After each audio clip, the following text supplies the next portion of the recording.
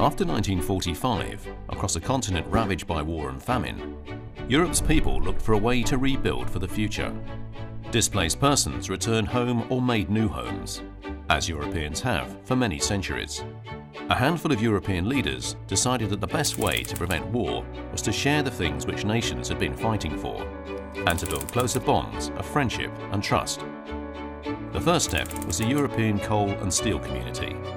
A few years later, the signature of the Treaty of Rome led to the creation of the European Economic Community and laid the foundations for today's European Union. The Treaty of Rome paved the way for a number of common policies. A common market was created, with the removal of borders and barriers for goods, people, capital and services.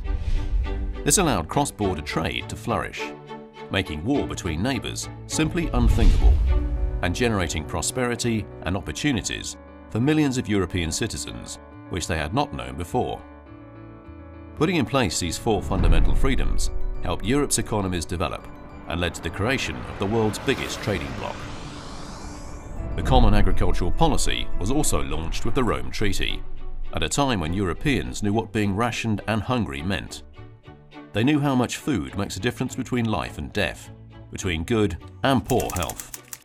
Over the last 60 years, ensuring that Europe is self-sufficient and that we can secure our food and be sure of what we eat has been a core priority of the European Union. After the Second World War, Europeans wanted a strong social policy aimed at sheltering the weakest, and so the Rome Treaty established the European Social Fund. Today, over 1/3 of the EU budget is spent on economic and social cohesion. The European Union was founded on coal and steel. Today, the European Energy Union will ensure that Europe has secure, affordable and climate-friendly energy.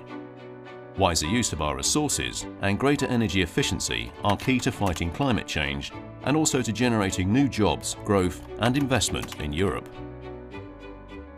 Over time, new challenges emerged in Europe, with technological progress, globalization and several enlargements of the EU. This called for an extension of the fundamental freedoms into new domains. In May 2015, the Commission launched a strategy for creating a digital single market, providing people and companies with better personal protections online and creating the right conditions to maximize the potential of the digital economy. In 2016, the President of the European Commission, Jean-Claude Juncker, called for a European pillar of social rights in the euro area to address crucial social challenges, including poverty and income inequality.